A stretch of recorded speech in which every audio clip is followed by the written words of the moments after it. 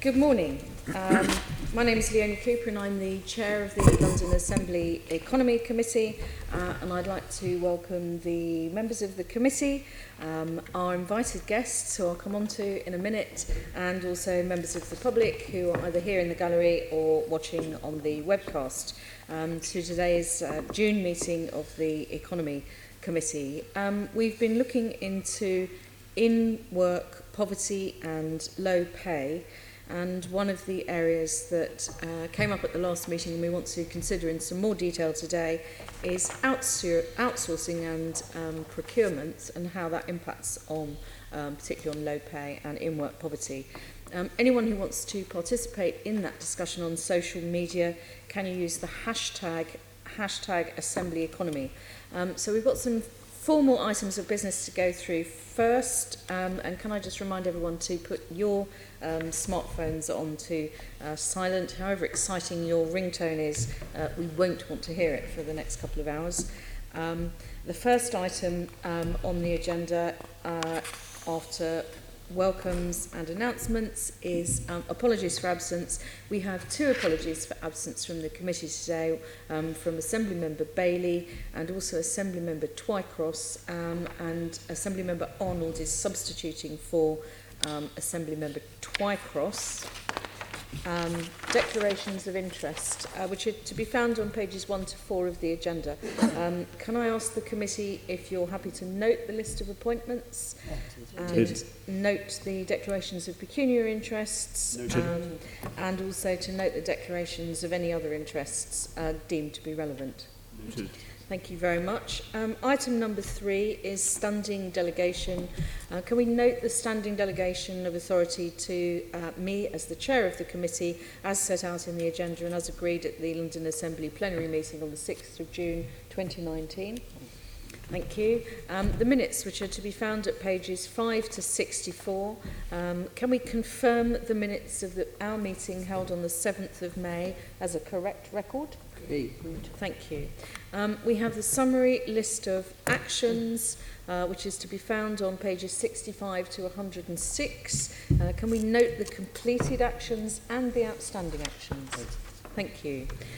And also, could I ask you to take note of action taken under delegated authority by the previous chairman, Assembly Member Hall, of the Economy Committee as set out in agenda item 6, which related to a letter to the Mayor about tackling London's disability employment gap, and that letter is attached to Appendix 1.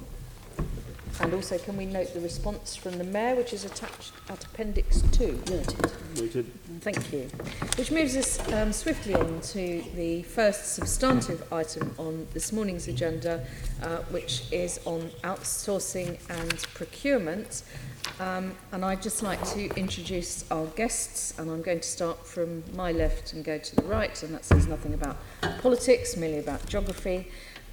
And so our guest this morning, and thank you very much to all of you for sparing the time to join us, but our first guest, just on the left there, is John Tizard, I hope I pronounced that correctly, who is an independent strategic advisor, which I think is a great job title, but has also authored Out of Contract, Time to Move On from the Love-In with Outsourcing and PFI.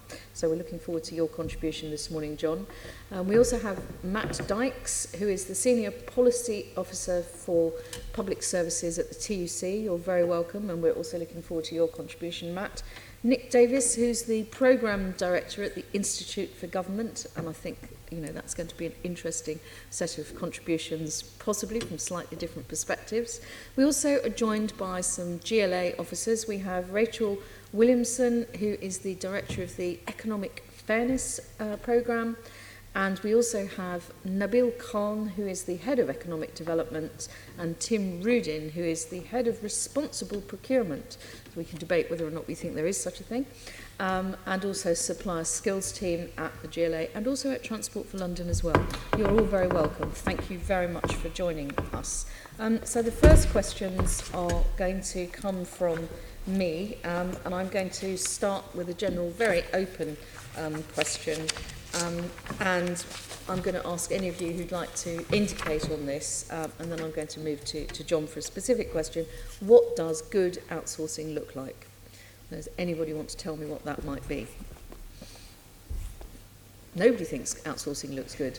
Nick, I'm going to pick on you. I think good outsourcing will be to an organisation from the private or public sector, private or the voluntary sector, that may have expertise, a specialism in an area that perhaps in-house does not have, is able to provide innovation in the service or the work, that whatever it is that is being provided. Potentially they, depending on what the service, there might be economies of scale that can be achieved by that provider that cannot be achieved in-house. So that's the kind of, I think, what the public sector should be looking for from a provider when considering outsourcing. There are clearly other things like, for example, that the risk that is transferred to that provider is appropriate, that it is possible to measure the performance of that provider and that they can be held to account. In general, outsourcing will be more effective where there is an existing market rather than where government is trying to create the market itself.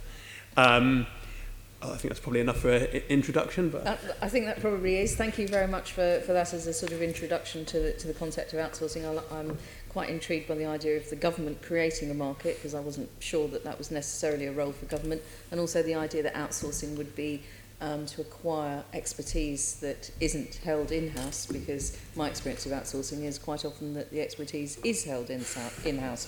But I'm sure we're going to come back to either one or both of those points. John, can I pick on you? What do you think are the main challenges associated with outsourcing? And they may be the points I just raised, or there may be many other things. I think there are a whole litany of issues that need to be addressed. The first is the public sector, being public sector client, needs to be absolutely clear about what it's seeking to achieve through outsourcing. And often you find that the initial presented objective actually disseminates very quickly. So is it looking for reduction in cost? Is it looking for improvement in quality, additional capacity, innovation? And it seems to me absolutely that clarity is important. The second, really important, it's linked, is having the quality and capacity to be a good and effective client. Because many outsourcing contracts which fail, it's actually as much a failure of the client side as it is of the provider. I don't know whether you saw how many heads were nodding as you said that. So I think that's really important. And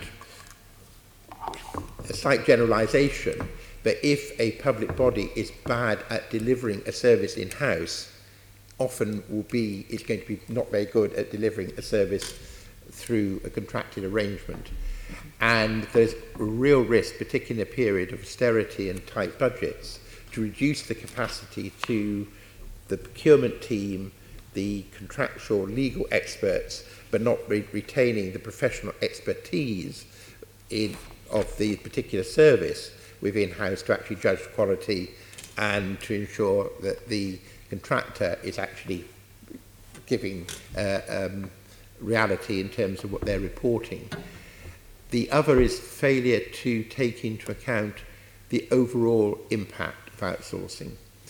All too often, a budget holder will say, it's fantastic, I've saved X percentage of my budget, but all they have done is transferred cost to another part of the public sector. They may have reduced employment or terms and conditions and levels of wages for staff, which has a knock-on effect on the local economy and may have an impact on benefits and other parts of the public sector. So I think it's a failure to assess the impact holistically rather than simply for a narrow sort of bottom line for the department or the organisation outsourcing. I could go on, but I think those are the major issues. So client clarity, and then also the ability to manage outsourced contracts effectively, and failure to assess the overall impact of moving that specific service out, either on that service or indeed on services that surround it. I'm going to ask Matt then, should public sector bodies outsource at all? Well, I think there's two sets of issues for the public sector body to consider. The first are, if you like, a set of principal considerations around the very nature of public services. And I think we have to make the obvious point that public services are very different from personal services or other forms of goods or commodities. They come with them a set of expectations around universal access, entitlement by right, the fact that we fund them, essentially that we own them. So, and there's issues of accountability, and there's issues of performance, and there's issues of the benefit delivered to the community that all need to be considered that are unique to the nature of public services. So that needs to be a consideration when a public body considers outsourcing a service. The second are really the areas that sort of Nick and John have touched on really, which is the principal agent problem. Is like how effectively is a public body able to manage an outsourced service, particularly when we're talking quite often about highly complex relational services that are difficult to identify where the added value is, then therefore difficult to specify, difficult to price, difficult to measure. So there's a set of considerations there.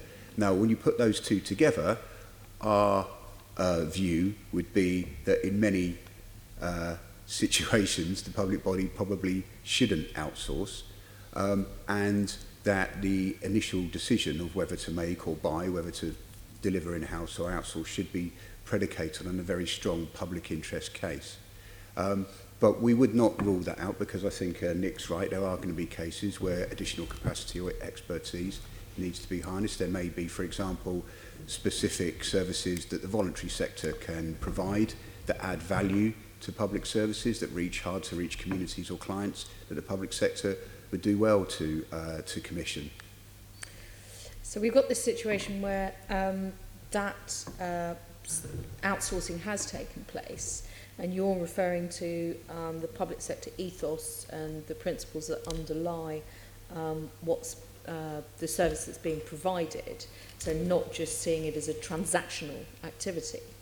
Do you think that the concept of social responsibility has been taken into consideration sufficiently during outsourcing processes? If at all? Well, certainly not in every case, that's for sure. And I think I'm not entirely sure social responsibility is the right term, really, because that sounds to me a little bit like an add-on. That's something you would consider as, you know, down the line, whereas the responsibility on the public service body is core. So that sort of community benefit is core. Delivery of high quality services is core. Stewardship of your local economy and community is core. So I think all of those things need to be considered in that make or buy decision, and that has to be informed as well by those delivering the service, the workforce, and those service users and the community. So do they get a voice in that initial make or buy process, in that commissioning process?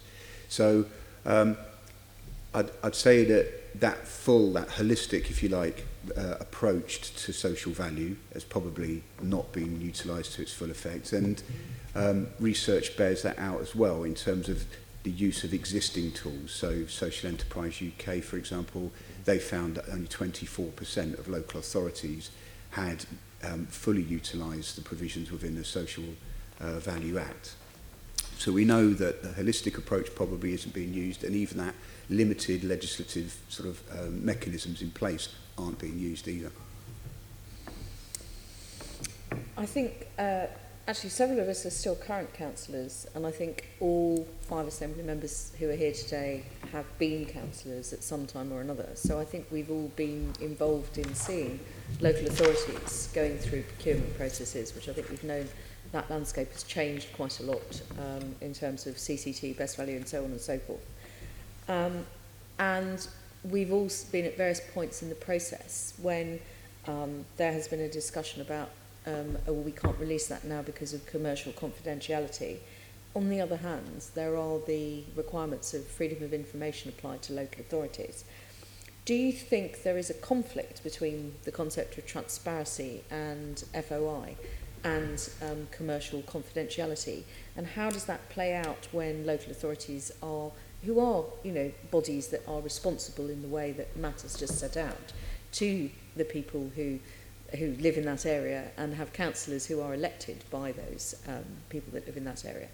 Do you think there's a conflict there, and how can it be resolved? Is the balance in the right place at the moment? I'm going to start with Nick and then anyone else who wants to come in. I think from the start, far too much is labelled as commercially confidential, when in fact it isn't.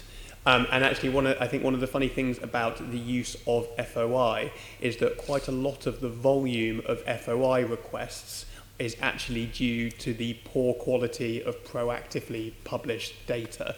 And actually, if there was better quality proactive data published, then you would probably see quite a sizable reduction in FOI. So there are duties on local authorities and indeed other public bodies to publish both their spend data over a certain value and their contracts over a certain value.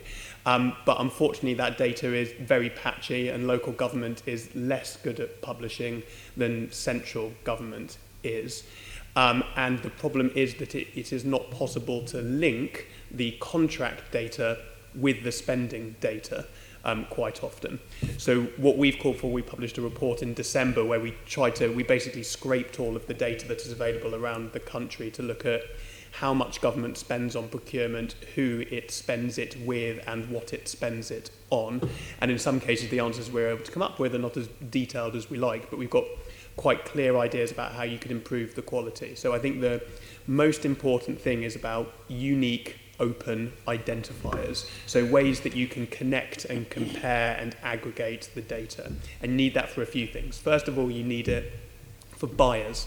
So you would think, for example, that Lambeth Council, that might only be referred to in one way, but it might be referred to as LC, Lambeth Council. It basically makes it very difficult to automatically aggregate that. More importantly, you also need it for the suppliers. So, for example, we already have unique open identifiers for most providers of these services, either their company number or their charity number. But unfortunately, those details are not always included, for example, on contract award notices, and they're certainly not included in the monthly published spend data.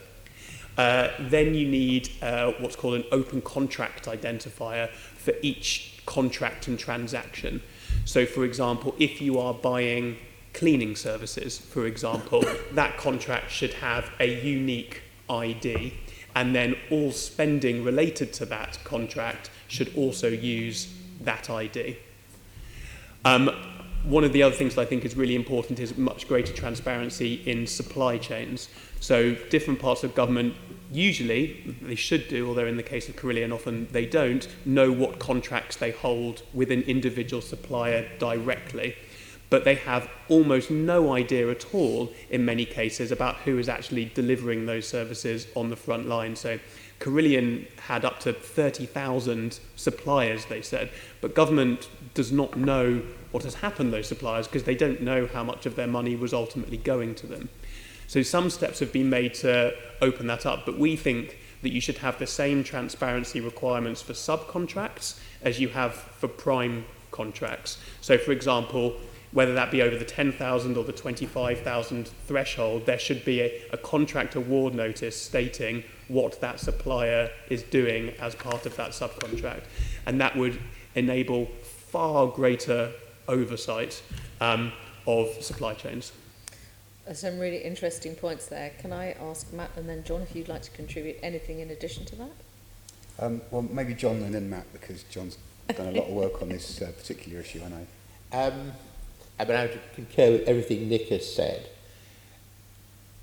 I think it's important to recognise that often the hiding behind commercial inconfidence often is the public sector wishing to do that rather than the contractors.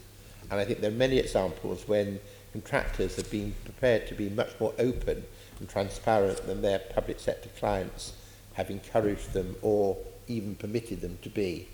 GLA, TfL actually have a very good track record of openness, I would want to put on record, compared with many other public bodies. I think it is important, I mean, ideally, legislation would be extended so the freedom of information would apply to contractors who are in any sector who are spending public money. And hopefully that's something that will come. It's talked about every so often in government and then deferred. I think Nick's point about supply chains is really important, but equally it's important to understand the structure of the companies that are delivering, because often there'll be subsidiaries and it's not clear which company, which parent company is ultimately responsible, or indeed where they're domiciled and where they pay tax or do not pay tax. So I think all those issues have to be really clear. And in terms of transparency, it seems to me we need, and public bodies need, to adopt a very clear set of codes or protocols for what will be published, not only in terms of expenditure, but also in terms of performance, issues around numbers of staff employed, terms and conditions, and wider impact. If a contractor chooses to work in delivering public services through contract, that contractor should be willing to be as transparent as you would expect any public body to be. And I think at the moment that is not the case. And I think that's one of the disadvantages of outsourcing. You are moving on to answer some of my subsequent questions that I was going to pose to you, which is why I thought I'd do it that way around. But I'm going to bring in Matt, and then I'll come back to, other things that you think could maybe make things more transparent. I'm going to try and move away from my desire to talk more about the supply chain and tax arrangements and all of those, because we're not technically talking about those today, but obviously that is a big issue around outsourcing, and you have mentioned one of the other problems, Carillion, and the size of some of the contractors, but we're going to try and stick to the in-work poverty and the impact on the individual, I think. So I don't have a great deal to add. I agree with the points that Nick and John both made, and I just stress the need for getting the right metrics in that data as well. So what do we know about performance against the contract requirements, but also what do we know about employment standards? I think that and making this transparent, as Nick said, it's who does that benefit, and it's not just about accountability to the citizen or the elected representative. It's for the benefit of the buyers as well and commissioners, because they can learn, they can know the market much better then, and the more information that they have at their disposal about performance and track records, the better. So we think it's about accountability, but it's also about efficacy and just better buying. I'd just like to add to that. Matt is absolutely right. There is a lot of evidence internationally that more transparent markets are more competitive markets, and more competitive markets tend to deliver better value for the buyer. So yes, there is absolutely an accountability argument, but it's also about better value. But that is the argument that is exactly used against why you should release these things, because it's sealed bids, and if everyone knows what someone else has put in as a bid, then in some way that it's going to skew the market. I mean, the fact of the matter is that every time someone purchases a house, you might have a competition, but once it's purchased, the sale price is publicised all over the internet these days. But I mean, it's openly known. So I mean, I think I take your point about once the contract is entered, it's no longer commercially in confidence. It can't be, because it's a contract that now exists. Now, that was going to be my next my last area before I move on to bring in some colleagues on other areas. What can we do to improve outsourcing? What can we do to make it more transparent? And you've indicated terms and conditions for staff should be known, that there should be some sort of protocols, John was mentioning, having metrics that are very clear, and the final contract price that's been entered into. Is there anything else that we can do to make outsourcing more transparent and then perhaps improve the market and terms and conditions for staff? I think we've all spoken, well, three of us have spoken about having transparency, having metrics. What's also important is that both financial and operational performance should be subject to independent audit and evaluation. Often, for larger contracts, there'll be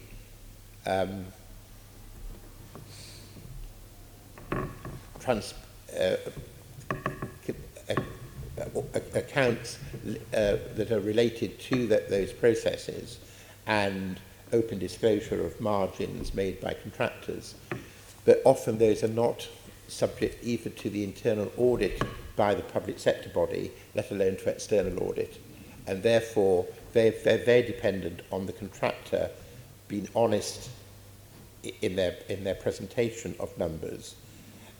An open book accounting is the term used, but often there will be subsidiaries. So a contractor may declare a 5% profit, but actually is making 25% profit in its own supply chain. So that needs to be very clear. So I would argue very strongly for both the internal and the external audit functions to have access to the data, and contractors being obliged contractually to make all that data available.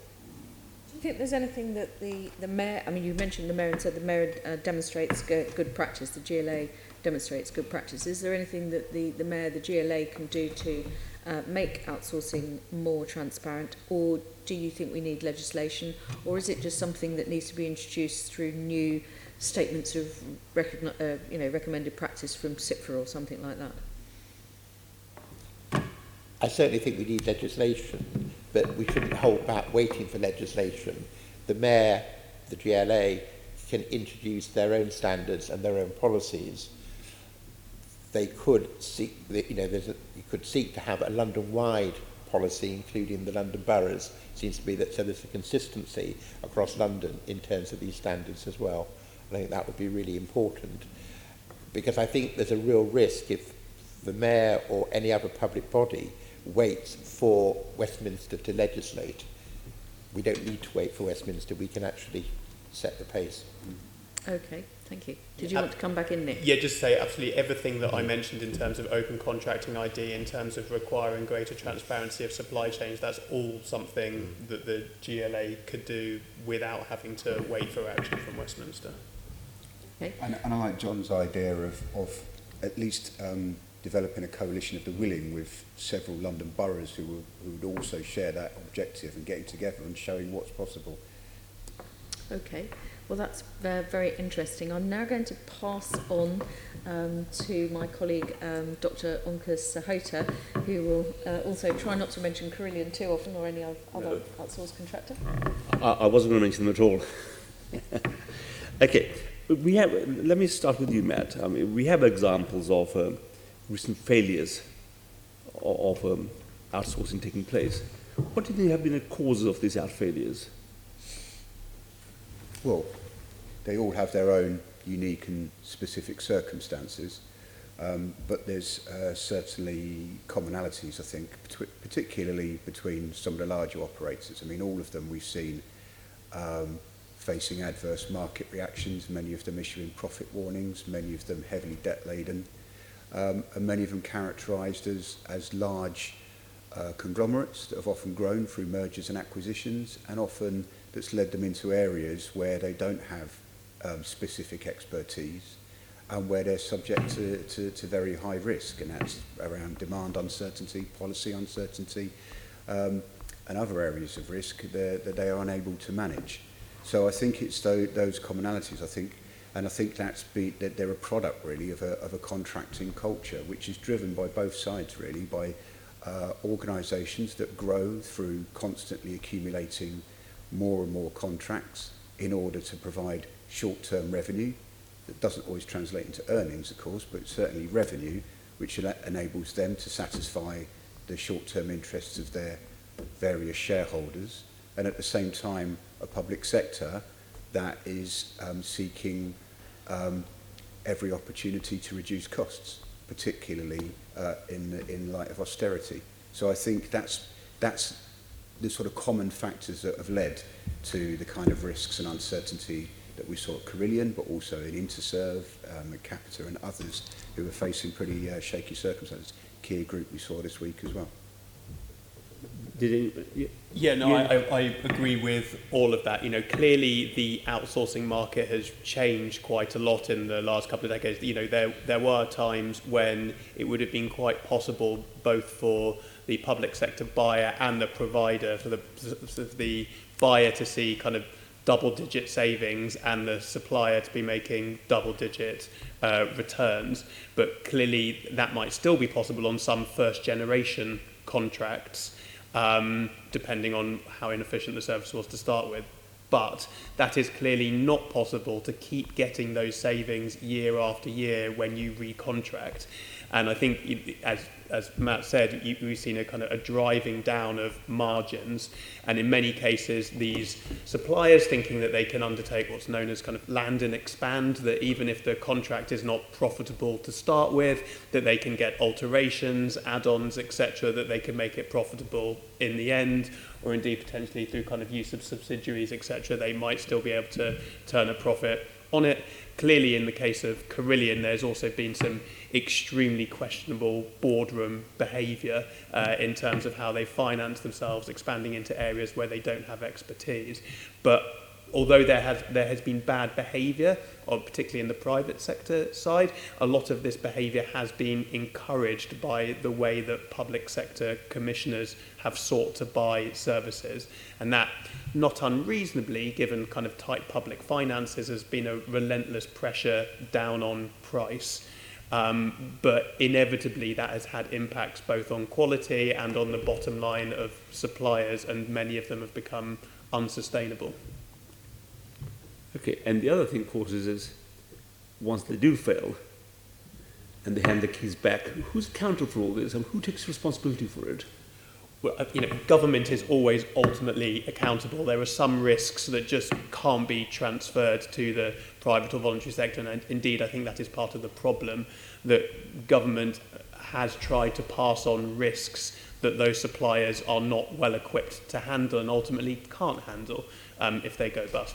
You know, actually, in the case of Carillion, the government did a reasonably good job there. You know, most services continued without interruption. Clearly, there has been an additional cost associated with that government has now had to pick up. And we also don't know what has happened to many of the providers in the supply chain. But in terms of users of those services that Carillion was providing in the public sector, there hasn't been a huge amount of disruption. So government can do that, but government also put a huge amount of time from July 2017 into really understanding Carillion's business. So by the time they did eventually go bust in early 2018, they had a fairly good handle on it. But you know, they had at least 6 months warning there, whereas that won't always be the case. And actually, if government had far better information as standard, then they would be better prepared to deal with those collapses as and when they happen. And indeed, that is a normal part of the market. You know, one of the ways is that the market is meant to improve things is that poor, inefficient suppliers will drop out of the market and new innovative ones will come in. Unfortunately, because of the size of some of these suppliers, that collapse can be very disruptive, and because of the barriers to new entrants, it can mean that you're not getting that new blood and that new innovation coming in. So we're a bit unbalanced at both sides of that competitive equation. If I could just add, I mean, Yes. Nick makes the point that government rescued the situation after Carillion's collapse reasonably well. The failure was not to anticipate the collapse before it came.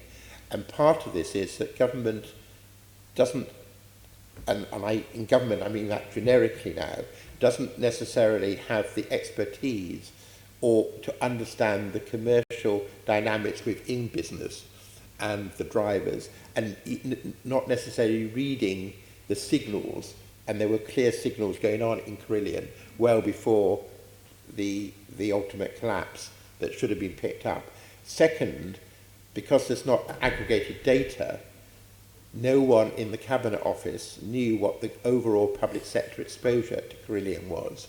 And indeed, you know, they were phoning around local authorities saying, do you have a contract with Carillion? You know, and we see that even more in areas like social care, with some of the big failures that have occurred there and the big risks.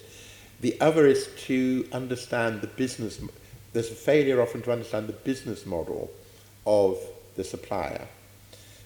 Public listed companies, desperate to demonstrate growth, continual shareholder added value, may lead them to cut corners, but it may also lead them to move, as Nick said, into areas where they don't have expertise and start to overexpose themselves in that way. And then the role of private equity, looking for a very fast return, and change in ownership of companies mid-contract can also be an issue, often without any right of veto or contract review being built into the original contract, seems to be really important. The other is, because of the need that many of private sector contractors, certainly the big ones and the listed ones, wanting to win more and more business, you start to almost get them chasing unicorns, taking on contracts which they probably know are actually very, very risky, but they just need to be able to add to their bottom line and their overall turnover numbers, and hope that they'll be able to resolve it down the line. And the public sector falling for that because it actually sees this as an opportunity to get reduced price or whatever it may be. So it seems to me we just have a far better knowledge and understanding of the markets and the players within that market if we're going to make outsourcing have any chance of succeeding. You talked about social care, of course. This is one of the sectors which has been really outsourced to a high degree, and it's under collapse now because of the contracts they have, and it's the end user which is really suffering in this. So in this context, what do you see as the horizon for outsourcing in the future? I think we're seeing less propensity to outsource, particularly in local government, than had been the case 5 years ago. Mm-hmm. We're seeing local authorities of all political persuasions bringing formally contracted services back in-house, mm-hmm, for a whole variety of reasons that we've touched on. But another reason, of course, is in a period of tight, uncertain and probably reduced budgets, long-term contracts building in inflexibility into your finances, because you're committed to that, so it means you've got even less room for discretion. So I think we're going to see less outsourcing, and there was almost a period when the default was to outsource. Mm-hmm. And hopefully we're moving to a position where the default will be publicly owned, publicly managed services, and as Matt said, making a strategic make or buy decision where where the public body can demonstrate and be politically accountable for pursuing public interest through outsourcing, not outsourcing because it is the easy thing to do or the thing we've always done in the past.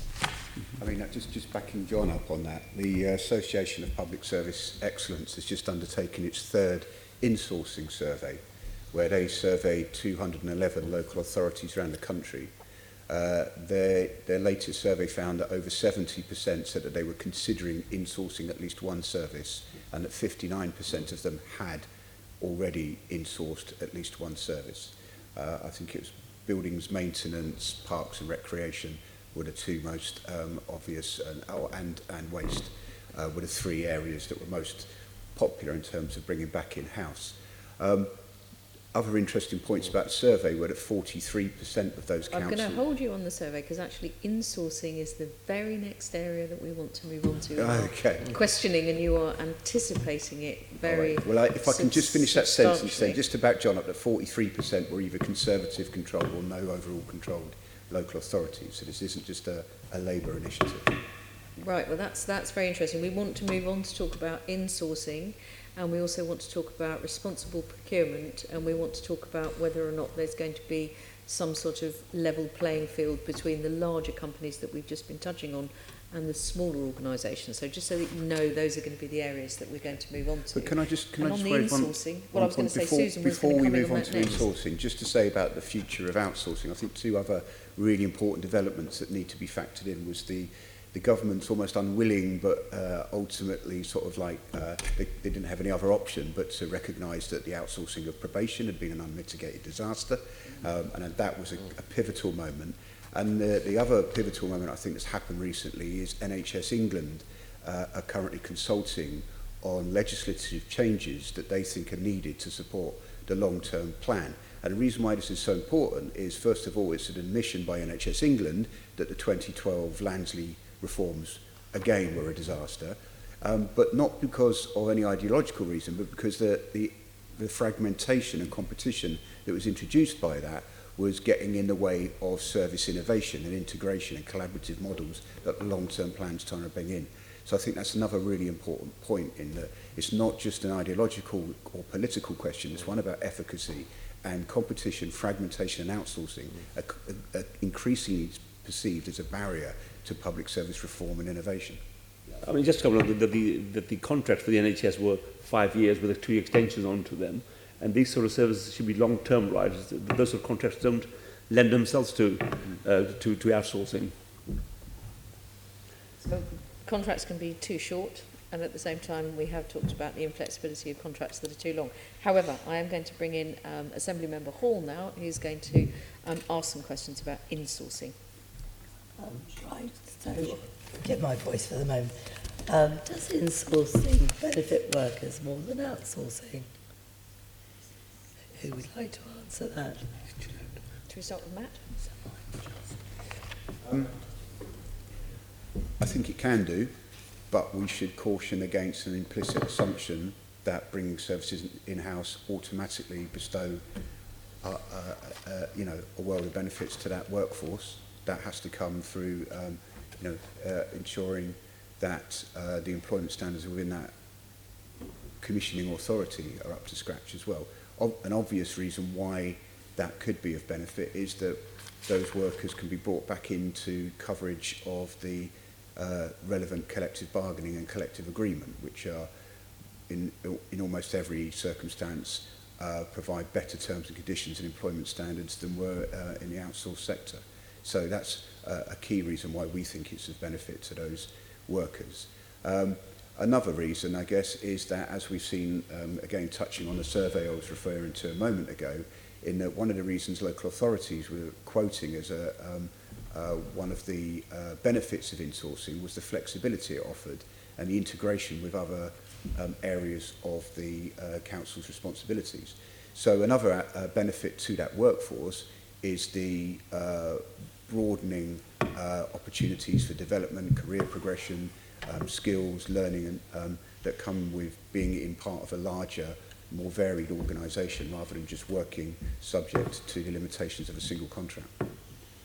I take your point.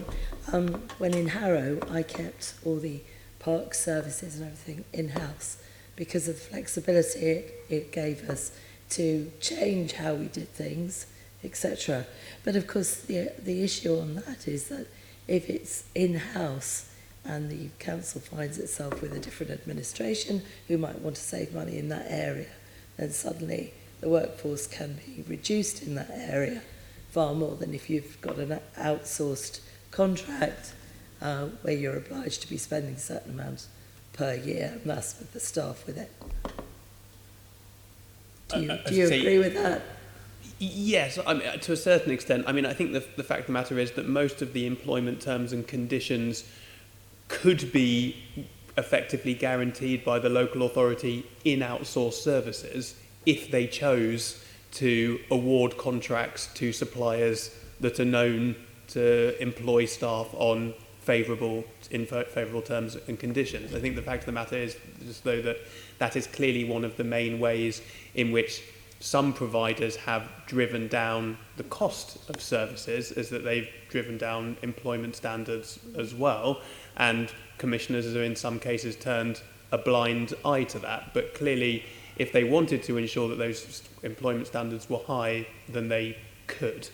I think it's also the case that just because there is a contract, it doesn't mean that commissioners don't have the ability to pressure suppliers to take in-year cuts. And there have been plenty of cases where that has happened. So I don't think just because staff are working for an outsourced provider, it necessarily means that they are safer from the result of downward pressure on spending. Okay, John, anything to add to that? Again, I would agree with what Nick and Matt have said. Some local authorities are establishing, and the NHS too, trading companies as a sort of halfway house between insourcing and outsourcing. And there is a risk, certainly from the employee perspective, that those trading companies, wholly owned companies, will not necessarily pay public sector wages and salaries or have public sector terms and conditions, and there'll be some form of hybrid. So I think it's really important that if one of the objectives of insourcing is to protect the interests of staff, that you go to a full insource model with public sector terms and conditions, and particularly pensions, which of course are not guaranteed even for new recruits, even where other terms and conditions are placed. I think the point that you make about protecting services and therefore jobs because you've outsourced it's the mirror image, the point I made earlier about the inflexibility of having long-term contracts for public bodies, which I think is a reason why public bodies are moving away from that. But as Nick said, often there'll be pressure to renegotiate contracts midway through to reduce cost, and there is a real risk because contractors will be looking to first and foremost protect their profit level, that the level of cuts and the impact on staff may be greater than they would be if the services were actually in-house. Okay. Can I just make another additional point? I mean, yes, we can use, and we're going to come on to social value procurement, but we can use procurement to protect pay in terms and conditions. TUPE offers some sort of protection, but ultimately the best way to provide long-term security, not just on pay and terms and conditions, but the whole employment experience, is by being covered by a collective agreement bargained for by your union and having that protection of union coverage in your workplace. So at the moment, we don't have ways of extending collective bargaining coverage in procurement or outsourcing situations. That's down to the union to go in and organise, and with that sort of complexity and fragmentation, it makes it much harder. So one of the reasons why we think insourcing workers is it brings them back within the security of that collective agreement. For example, those workers transferred to a subsidiary company in the NHS may well have their terms and conditions protected by TUPE, but they've been taken out of the agenda for change system, and they'll be taken out of the agenda for change system going forward, and over time they'll see their terms and conditions fall behind those of their colleagues who stayed within that NHS trust. Of course, we're looking at this just from the employee's point of view. In actual fact, these public services are spending taxpayers' money and therefore must make sure that they get efficiency one way or another. The staff are taxpayers, I would say. And my point earlier about the holistic cost, if a contract is through an outsourcing contract, there's less expenditure for the taxpayer for the contract, the likelihood is that there's a transfer of cost either to the benefit system or to other parts of the public sector, because there are less people in work, or people are having less money to spend, which then has a negative multiplier effect on the local economy. Could we also, sorry, just to also say as well that the government's own response to the Taylor Review on good work, I'm sort of probably misquoting, but they broadly said that the link between productivity, performance and good employment standards is a strong one. And I think that that is particularly the case in some of the kind of public service, human-orientated, relational kind of services. I mean, it stands to reason that you would rather your elderly parent was looked after by someone who was paid well, trained, respected at work.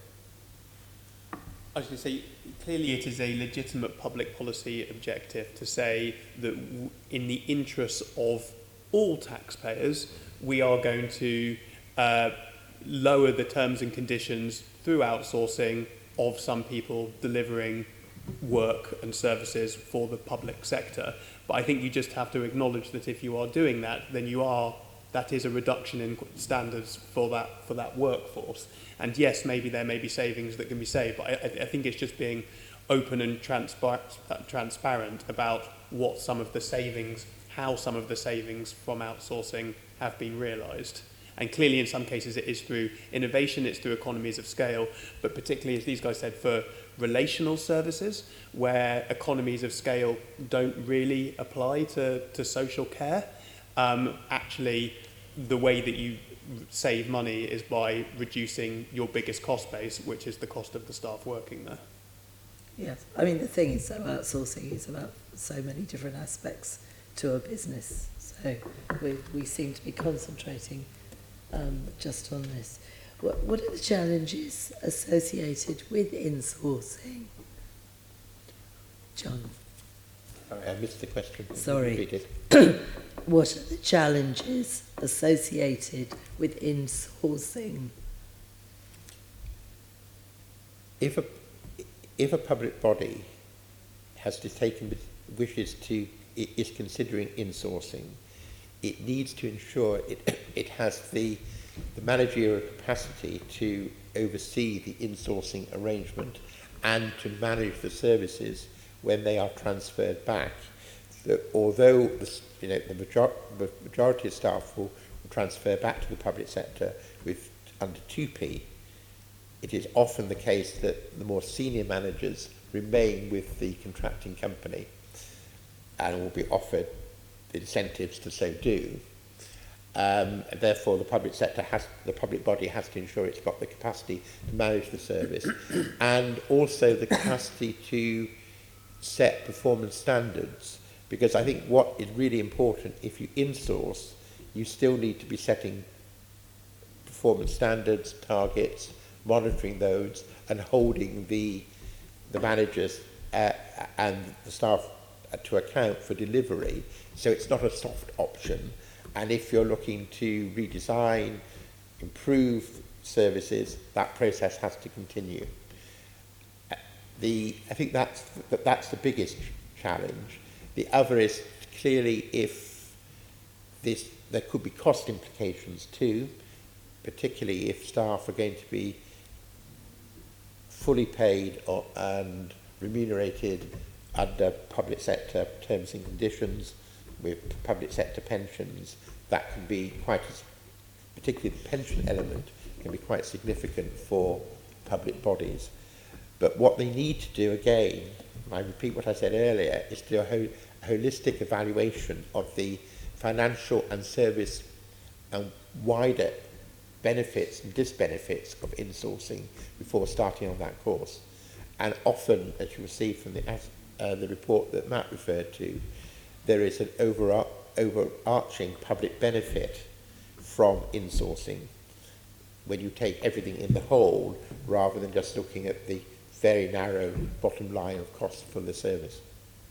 And cost isn't always prohibitive anyway. I mean, you make savings. You make savings through not having to fork out for onerous variations of contract charges.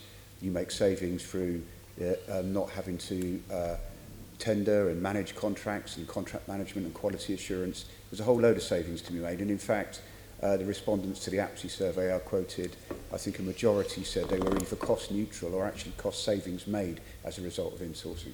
But very often you have to deal with unions who can slow processes down quite considerably, who can make quite strong demands that can make it as a business not work so effectively.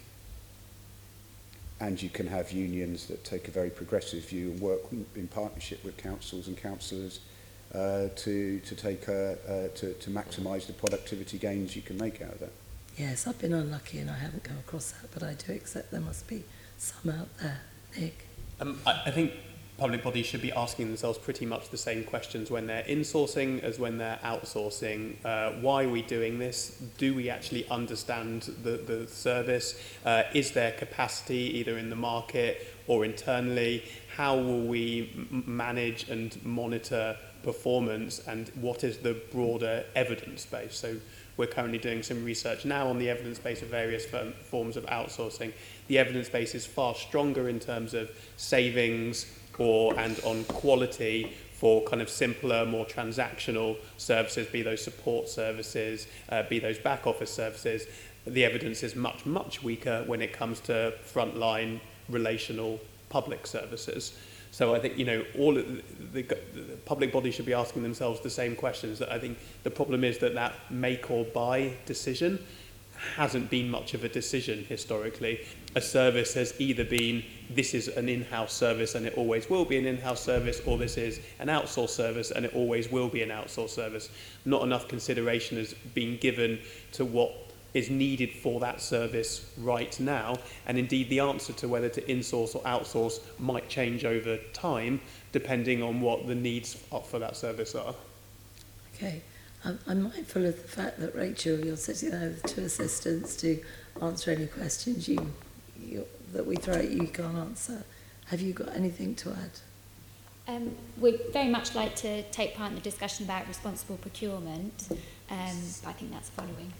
That's the bit where we are going to be definitely brought in on that one. I've just got a couple of sweep-up questions before we move on to Assembly Member Russell on responsible procurement. One is just to Matt. You referred to the APSI report. Has that been fully published, and can we go and look for it on the APSI website, or is that something that you could send us a link or send us a copy of?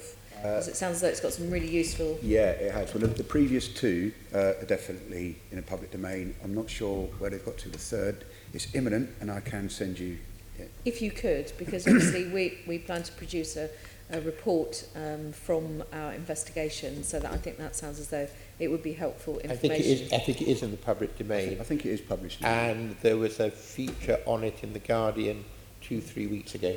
Right. Quite a big piece in Guardian Society. I clearly missed that. One thing I didn't miss, though, was that this week that Mighty, who, from my background in social housing, used to just be maintenance contractors, but have now expanded into a vast number of other services, have just announced this week that they're going to be withdrawing from certain areas altogether and focusing back on, I don't know, minding their knitting, their original kind of activities. Do you think that's a sign that that perhaps Carillion and Interserve and some of the others should have gone down that route before? Is that a good way of responding to difficulties in the market for an outsourcing? I mean, clearly Mighty have been the recipient of a number of outsourcing contracts of a variety of natures. Do you think that's a good response from them? I can see Nick nodding. Yeah, and it's a response that we've seen from quite a few of them. You know, Serco have done that as well, and have been... Rupert Soames has been, their chief executive, has been very open about the fact that they've moved into areas where they didn't have a huge amount of expertise, their margins were rubbish, and that they needed to retrench to areas that they understood and could deliver more value from. Capita have done the same. You know, I think Interserve tried to do it, Carillion tried to do it, but it was too late for them. So yes, absolutely. Government needs healthy and sustainable suppliers, and if they will understand their businesses better than we do, and if that means retrenching to areas where they have a huge amount of expertise, they've got a track record, they have systems in place that means that they can have a reasonable margin and deliver benefits to the public sector, then absolutely we should welcome that. Okay, because I know that Mighty have been in dispute with the GMB over some of the terms and conditions that they've applied to their staff in hospitals. Who even knew that Mighty had anything to do with hospitals? So perhaps it's a good thing then. Okay, if I could just add, yeah, though, sure. And I don't know the details of Mighty, but if Mighty have taken that decision in the interest of Mighty and its shareholders, there will be implications for public sector clients who will have to sustain those services or transfer them elsewhere. So again, this is another argument about why the public sector does need to be very cautious and very confident about it when it outsources, that it understands that there could be changes in the business model or the ownership, which can have quite significant implications both for the service and for the public sector as a client. Which I think brings us on very neatly to the next area, which is on responsible procurement, which I think from some of the discussion that we've just had is perhaps something that companies that are thinking of outsourcing need to think very seriously about. And I think the point has now been well made about insourcing or indeed changing relationships. Responsible procurement of the replacement services or parts of the services is absolutely critical. But I'm going to bring in Assembly Member Russell, who's going to lead our questioning on that. Thank you, Chair. Yes, this is sort of picking up really on our last meeting where we, the panel we had before us last time, we're talking about good procurement practices in Southwark and Lambeth, and someone from the Living Wage Foundation suggested that there might be scope for the Mayor to sort of move forward in terms of sort of social value frameworks for procurement and actually sort of start influencing government with some good practice. So question for Rachel, and obviously Nabil and Tim if you want to chip in as well. What would you say are the benefits associated with having a responsible procurement policy? Set the scene? Yeah. Would you mind if I set the scene and just sort of gave a bit of context in terms of our responsible procurement framework?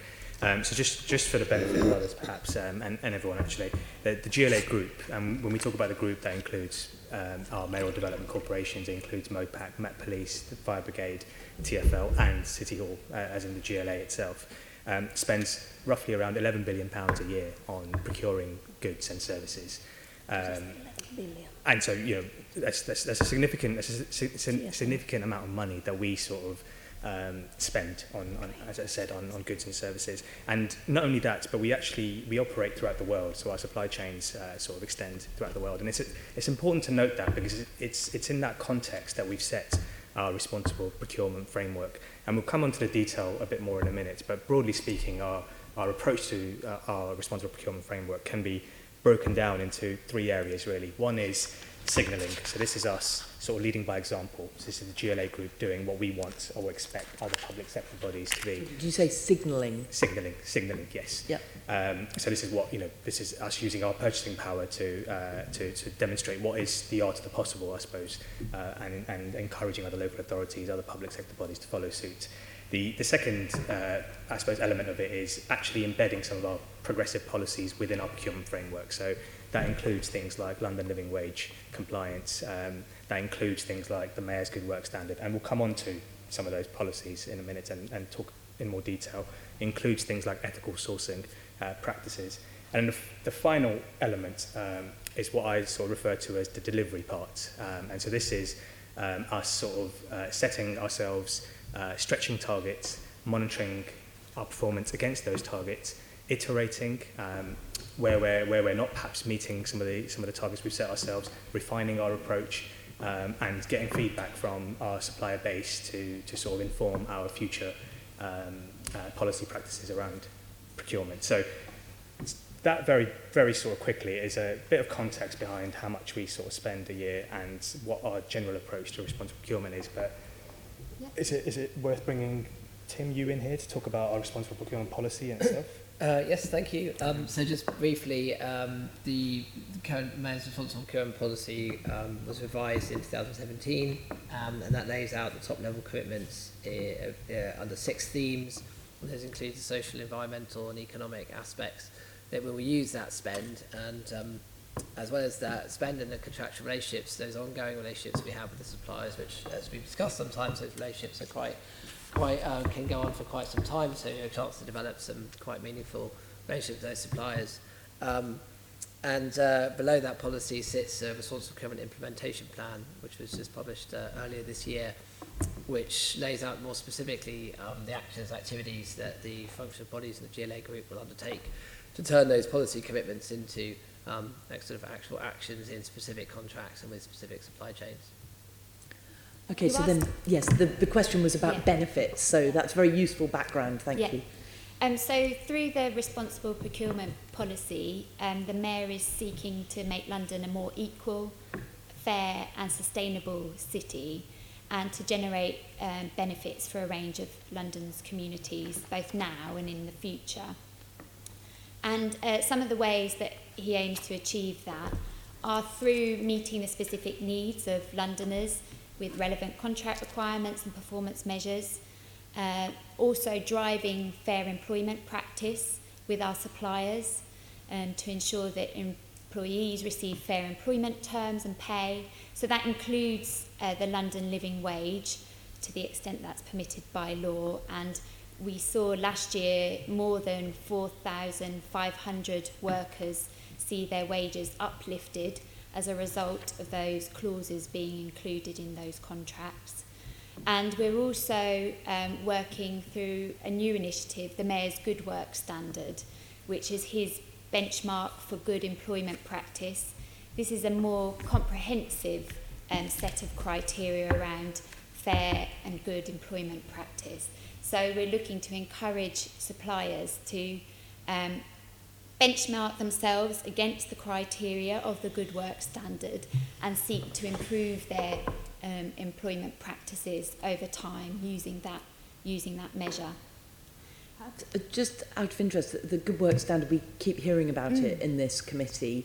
Thus far, I think there haven't been many businesses that have signed up to it. Do you know how many have now signed up to the Good Work Standard? Yes, so we're currently working with employers of a range of different sizes from different sectors to sign up some early adopters to the Good Work Standard. They've been helping us to test out both the criteria we have in place, the self-assessment and the online tool that we use to take people through that, and the guidance that's in place to help people to improve their practice over time. So we've been working with a range of employers, some leading names as well, and they will be our champions that will seek to promote the Good Work Standard to other employers when we come to the public launch for that. So at the moment, it's relatively small numbers, but we're really working closely with those. Because this is something that we heard about quite a long time ago, and we kept expecting to hear a bit more about the Good Work Standard, and it seems that this early adoption phase has maybe been extended a bit. I think it was going to have been, we were expecting a launch last year. Yes, yeah, I mean, it's been important to get the Good Work Standard right, that has taken some time. We're also looking for a good moment, working with the Mayor's Diary, to get out the message about good work very clearly and strongly. I think we want to use the message of the employers that are with us as early adopters as part of that launch. So I think it's a bit difficult to say today. No, I think it's fair to say it's difficult to give a concrete number because we haven't quite launched yet. So we're so different firms are at different sort of stages of signing up. So we've got a number that have signed up, but actually until we publicly launch, which we're expecting to do next month, that'll be the moment where we'll have a sort of a concrete early figure, and then there'll be a scale up, I suppose, program over the coming 6-7 months to encourage more to sign up to the standard. Okay, and when you say you've got a number signed up, is that less than 20 or more than 20? At the risk of being slightly difficult, it would be misleading to give you a number as such at the moment, because some of those companies, when we're talking about being signed up, when we talk about the Good Work Standard and who we're signing them up to, they're early adopters at the moment, so they're helping us test and refine the product, the Good Work Standard product as it stands. So it'd be difficult to give you a number because we'll look forward to it when you bring it out next month. We will come back to you on this, because it's completely unacceptable that we keep having these meetings.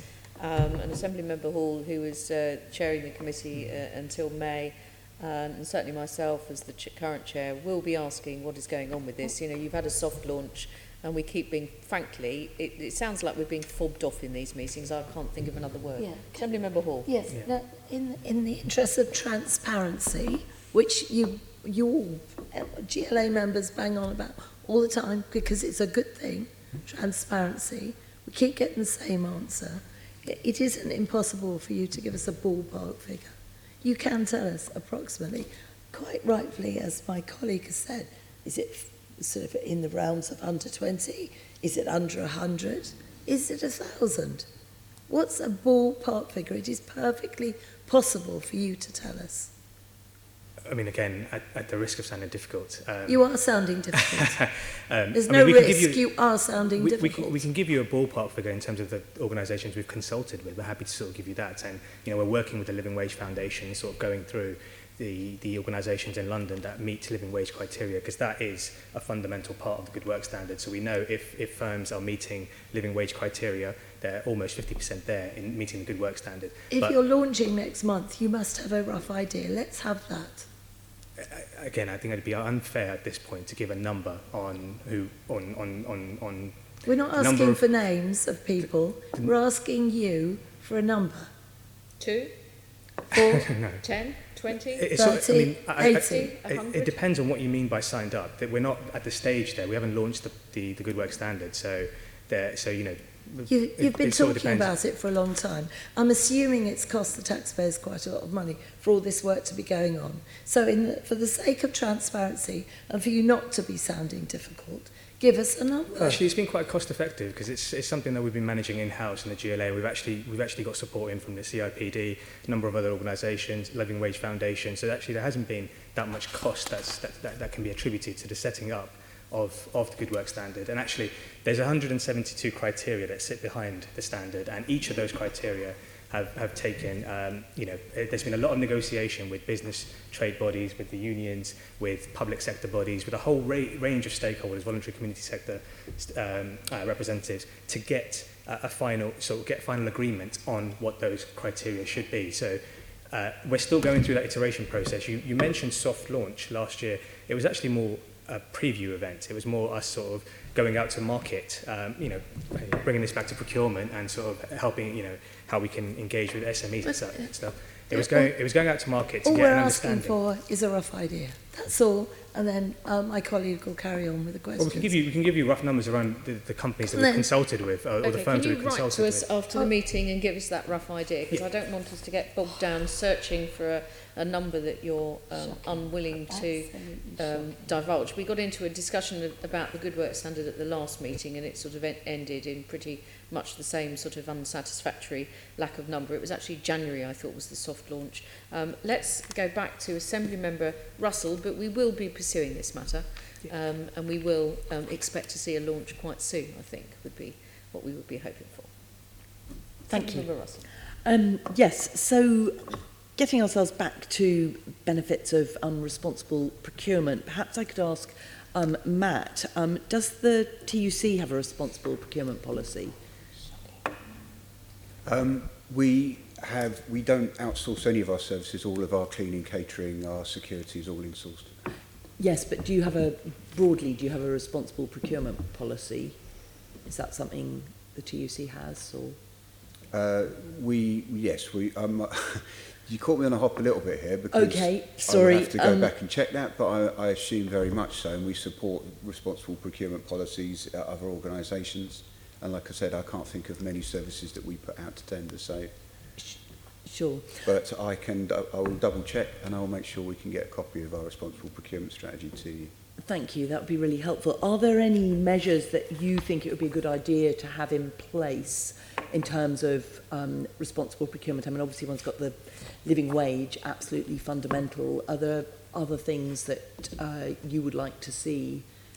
Well, I mean, I think when it comes to actual specific metrics, I think that needs to be done on a case-by-case basis. It has to be proportionate, it has to be related to the subject of the contract. But we would take the view that, I sort of misquoted earlier, the government's Good Work Plan says that the case that good work can lead to greater performance and therefore increased productivity is strong. And I think that should be a starting point, because we think that the nature of the employment standards and its link with productivity is relevant to all contracted out services. So we think that good work and good work criteria should be included. And that goes beyond just price. So if we look at the government's own definition of good work, they break it down into overall worker satisfaction, good pay, participation and progression, well-being, safety and security, and voice and autonomy.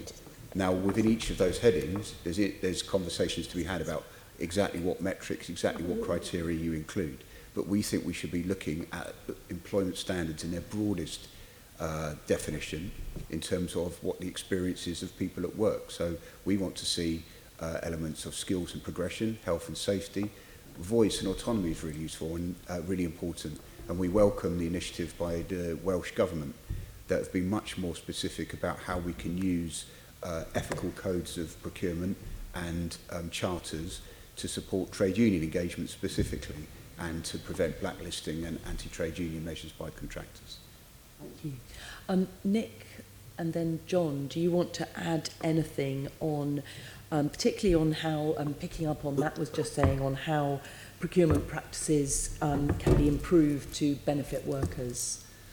So I must say it's not something we have done a huge amount of work on yet, but it's, I think, notable that when we have been talking to public bodies about the weighting that they use in bidding processes, that, for example, where they try to measure quality or social value, that those scores tend to bunch quite close together, even if they make up quite a big proportion of the overall weighting. Because the scores are bunched from the providers, it ends up that price often is still the determining factor. So I think there is, and it's just really difficult to do that well, and picking the metrics well is going to be really important. And I think part of that is about, as was mentioned earlier, about having a better understanding of past performance of suppliers, and indeed I don't know a huge amount about the scheme, but having minimum standards that can be enforced, I think, is probably a easier way to ensure compliance than trying to effectively provide a quantitative score to a qualitative answer about what you are doing that is beneficial for workers. And I think similarly with metrics, it's important that you pick those metrics quite carefully.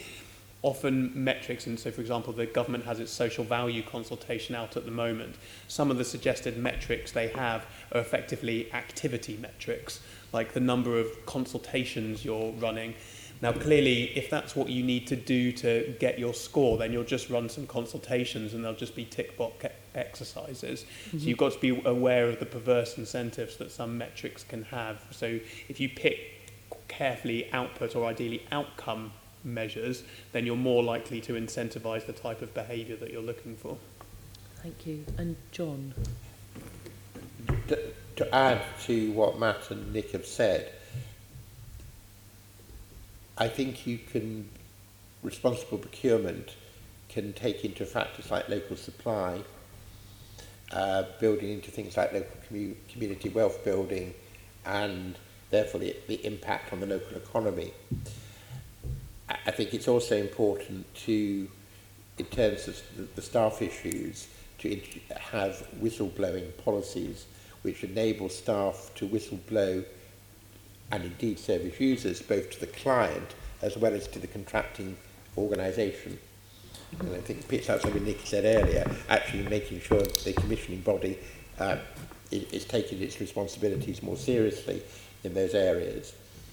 I think, as far as the law allows, I would encourage public bodies to push as far as they can on things like remuneration policy throughout the organisation, and the incentive schemes for senior managers, and those that can be quite important in determining the behaviour of contractors, particularly in the private sector. You know, what the reward system for senior managers is actually quite important in terms of the way they will behave, and tax policy as well. Are you suggesting that senior managers could have incentives around worker well-being? But they could have incentives around worker well-being, but they could well, if they have incentives about maximising the contribution to profit, could lead to particular behaviours which are not necessarily in the interest both of service quality nor of staff. Okay, so it's making sure that there aren't, you're not promoting bad behaviour by the incentives, rather than necessarily and I think putting Nick's in point incentives for good. Looking at the behaviours and track record of bidders is really important. And again, I know there are limitations in how far you can go in terms of procurement regulations, but really pushing as hard and as far as you can, because it is, you know, it's not good politics, let alone good management, is it, to award a contract to a company that's actually got a pretty poor track record elsewhere.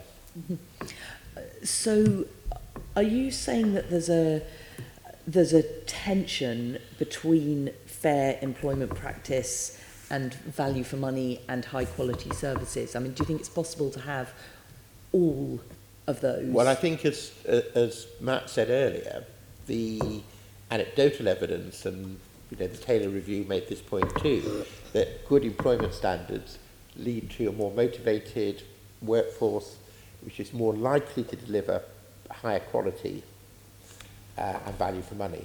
So I think there's a correlation between employment standards and outcomes for service users and communities. Yeah. If you ask service users in domiciliary care what their number one concern is, and it's that they hate it when a different person turns up and they want a relationship with their care worker. And the way that one of the ways you can address that is by reducing turnover. Turnover in domiciliary care is about 31%. So if you, as a a care contractor, are able to reduce that, then you've got a better chance of supplying that continuity of care your service users want. We saw in the cases of both Southwark and Islington, after adopting Unison's ethical care charter and incorporating in their procurement, they managed to reduce turnover in their care contractors by 2/3. So we're seeing a direct outcome for the service user as a result of decent employment standards. In terms of value for money, there's value for money to be made on a micro level, on the face of the contract. The contractor themselves can find value for money by maximising, you can link increased pay, you can link better employment standards to higher productivity, greater responsibility for staff and development. But it's a point John made earlier, we need to think of the macro level of value for money as well, because there's costs and benefits, and the cost is often paid for, say, by the local authority, but the benefits are picked up elsewhere by the Treasury, by the NHS. If you've got great domiciliary care and preventative domiciliary care, it's reducing the burden perhaps on the NHS. So it's a way, how do we quantify and capture that wider value for money as well? And how does that, in some way, recoup to the commissioning authority? Yeah. One of the other things that came up earlier was the risk to workers when these big outsourcing companies get into trouble. So, there's been the UCL case, there's been the Carillion case. And maybe this is particularly for John, do you think that the TUPE laws need to be strengthened so that workers in these outsourcing situations are properly protected, and also so that the services are protected?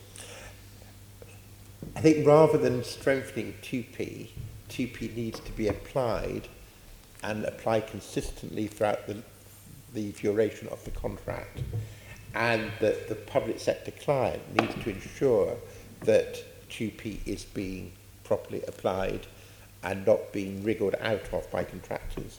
Mm-hmm. I think also we had, prior to 2010, a best value to tier code, as it was so called, which required, introduced by the last Labour government, which required all contractors to pay new recruits on terms and conditions no less favourable than those of the staff who had transferred under TUPE, with the exception of pensions. It didn't commit to public sector pensions, committed to a stakeholder pension arrangement. That code was removed by the coalition government, and I think it's really important that something similar is reintroduced or applied contractually by public bodies, because public bodies could apply it irrespective of the legislation, that gives protection to new recruits.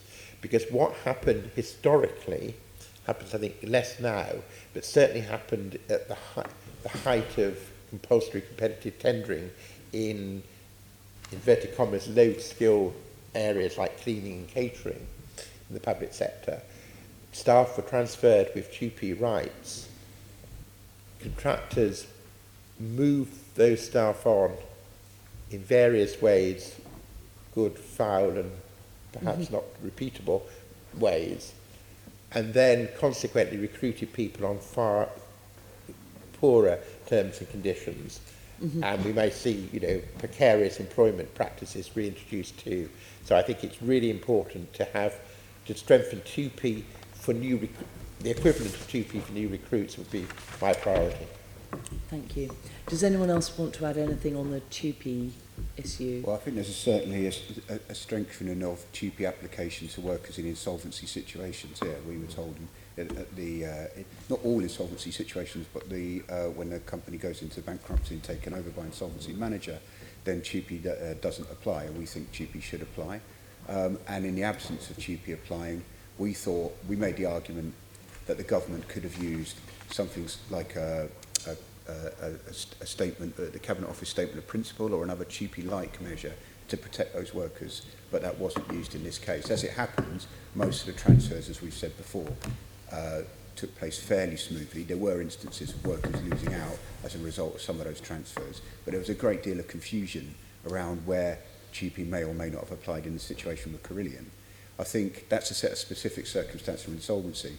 I think John's right. The removal of the two-tier code, combined with a watering down of TUPE more broadly in the 2014 reforms, has left a lot of ambiguity and allowed greater scope for wriggling out, if you want to use that word, of TUPE obligations. And I think we could do with a strengthening of TUPE across the board, not just around insolvency. Okay, thank you.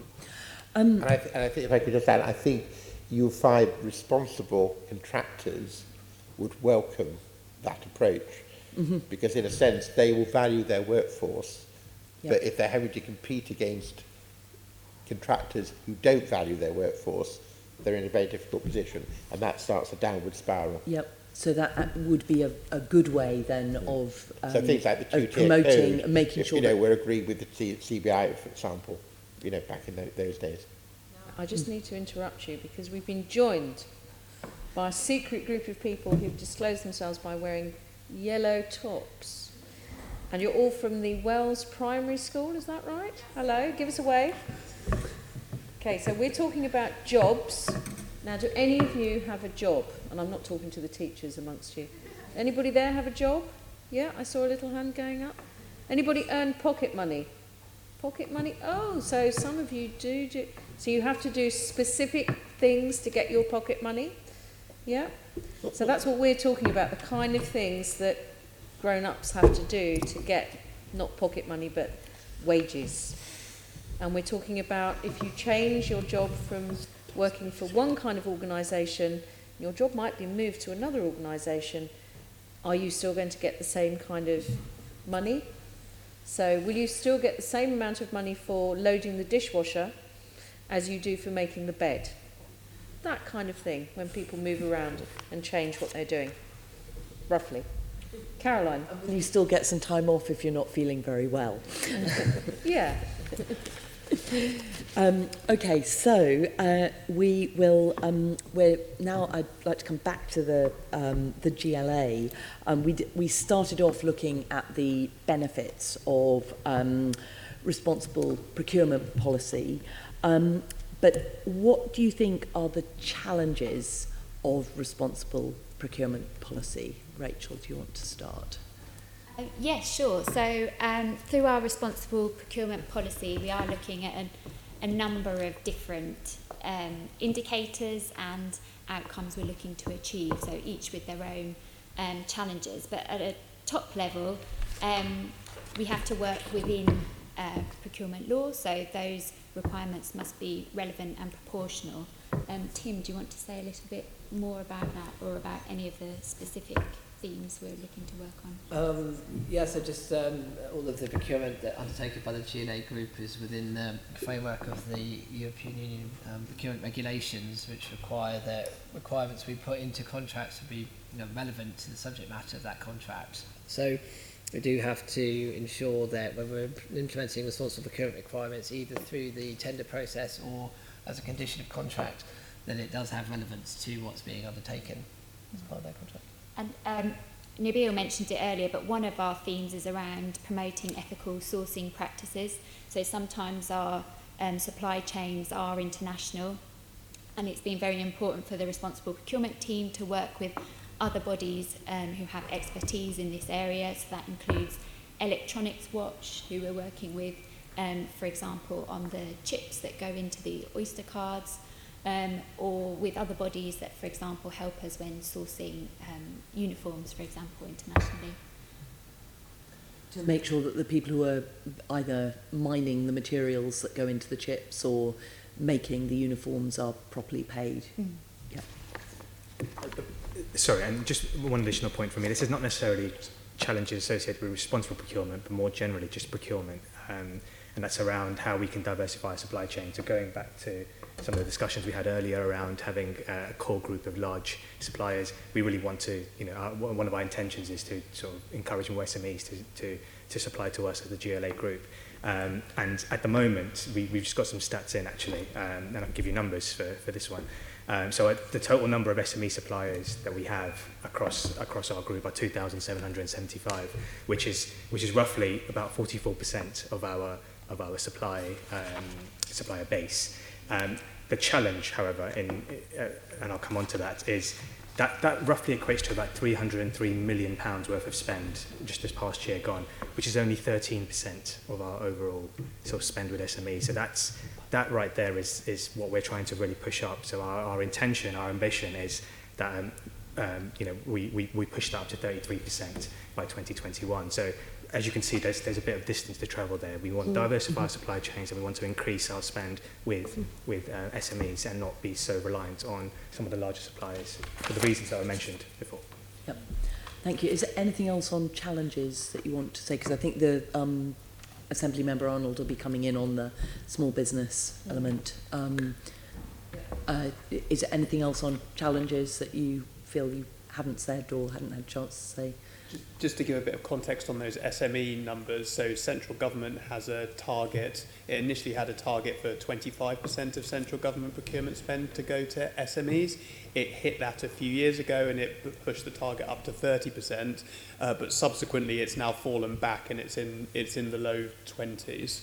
So there are targets. It is difficult to do, and clearly some services are going to lend themselves more to SMEs than others. So in the case of central government, for example, the Ministry of Defence is one of the biggest procurers, and there aren't that many SMEs who can supply weapon systems, for example. So it's just recognising that some sectors are harder to do than others. Sorry, we like to talk in a special code so that you won't understand what we're talking about. Does anyone there up in a yellow t-shirt know what SME stands for? It stands for, I can't see any hands going up, it stands for small or medium enterprise. So a small or medium company that provides services. And when Nabil was just saying that £330 million is only 13%, so that's quite a small percentage, you should know that the overall amount of money that's spent by the GLA, so Rachel, Nabil and Tim are from the GLA, and most of the staff are in this building and a couple of other buildings. There's quite a lot of staff here, but spends, the GLA and some member companies within it spends £11 billion on services supplied by other companies. Now, does anyone get £11 billion as their pocket money? Someone put their hand up. I think you might be fibbing slightly. So who thinks £11 billion is quite a lot of money? Yeah, I do as well, actually. Oh, you don't. Some people here obviously get more than that as their pocket money. Yeah, that's quite a lot, really. So that's why we're having this discussion about the detail, about how we purchase those services for the GLA, how we work with other companies, how well they treat their staff, because this is a lot of money, it's a lot of companies, we've just said huge amounts of money and a lot of companies. And now we're going to come on to finding out what your ringtone sounds like. No, we're going to come on to Assembly Member Arnold, who's going to ask about how can the smaller and the medium companies get involved in supplying some of these services, not just the big ones. Assemblymember Arnold. Good morning, all. Can I go back to you, Nabil, because I think what you've just finished with is something that we could just tease out here. And we've got the figures. And you talked about the 13% of spend, the total GLA spend, and that you would want to see that go into 21%. 33%. 30? 33%. 33. Yeah. 33. Oh, good. That sounds much more encouraging. So you see that. Where would the would you see that in terms of where would the companies be? Where would the SME companies be? Would they be in a particular part of London? And are you then working with the local authorities in that particular part of London? So our supply chains are not restricted to London only. They are international, as I sort of mentioned before. So we wouldn't, to my understanding, Tim, jump in if I'm misquoting here. I don't think we'd be imposing a restriction around the geography of where we expect our supply chains to be coming from. Okay, so therefore, you have no plans in terms of working with local small and medium enterprises within the GLA geographical range? No, we do. So the two are not antithetical to one another. Whilst we don't have an explicit policy saying that we only work with companies within a specific geography, we have got a number of programs that we run through, particularly through the Local Economic Action Partnership, around encouraging SMEs to access GLA group contracts. One in particular springs to mind, which is called the Meet the Buyer program. It's something that we've set up quite recently to encourage SMEs to partner up with corporates, big corporates who've got a better, understanding of how to navigate the public sector market. And so, in the hope that some of that learning transfers to SMEs and they can then be better equipped to attract or to bid for some of our contracts directly. Okay, I mean, but a borough certainly nearly 20 years ago when I was chair of economic regeneration in Islington, we were running Meet the Buyers fairs there. So it's a well-established model from local government point of view. So are you working then with the individual local boroughs or indeed the new borough alliances that we're seeing come together in London? Yes. So across all tiers of government, if I can refer to them like that, so sub-regional partnerships, London councils, local authorities themselves, central government in some cases. So there are a number of access points for SMEs or to be honest, all companies to access public sector contracts. There's an initiative called Contracts Finder where all opportunities above £10,000, I believe, have to be published. There's Compete For, which is something that we set up back in 2012 during the Olympics in order to encourage more SMEs to access some of the supply chains of the first tier suppliers that we had. So that one sort of focuses particularly on the supply chains of some of the first tier companies. There's another new initiative that central government has set up recently called Spark, and this focuses more on how we can make it easier for innovative knowledge-based businesses to access some of the more sort of digital data-driven innovation or services that are sort of going on across the public sector. Okay. I mean, I'm particularly keen to understand how local SMEs are going to benefit from responsible procurement.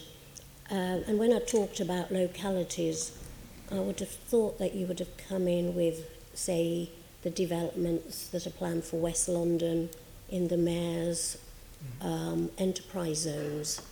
Because wouldn't there be there some sort of promise or some sort of intention for SMEs in that locality to benefit?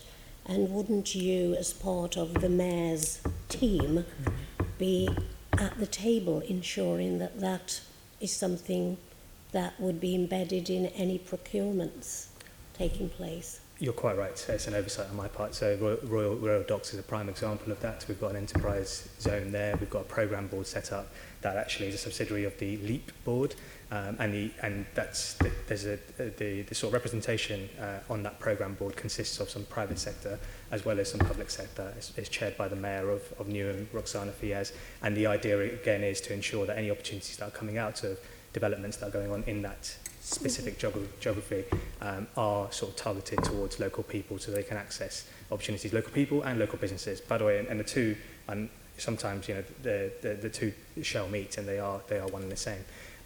There are other specific, I suppose, localities that we target, and this is through the LEAP again. So we've recently held a number of roundtables with particularly BAME and female and black and ethnic minority, Black, African and Middle Eastern women entrepreneurs to find out what their specific barriers were. So, sometimes it's quite easy for us to, as a public sector, to label all SMEs as having the same, barriers to access opportunities. But actually, when you start drilling down into a bit more detail, you find that, a particular group has different challenges compared to another. So we've held these roundtables quite recently, and they've been quite informative to us as a sort of team. Some of the findings that have come out of them, which will help inform some of our policy when we come to renew them over the coming year.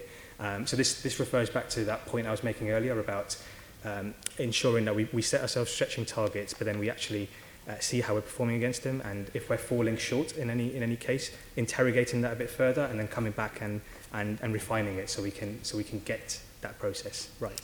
No, thank you for that, because that gives me a much better sense about the granular level of activity that you're involved in. And I have to say, we shouldn't be thinking that you, if you like, in this mayoralty had a blank sheet, because much of this work was done through the really heavy lift during the Olympic, from going back to 2012 and before. We just need to wave goodbye to our guests. Goodbye.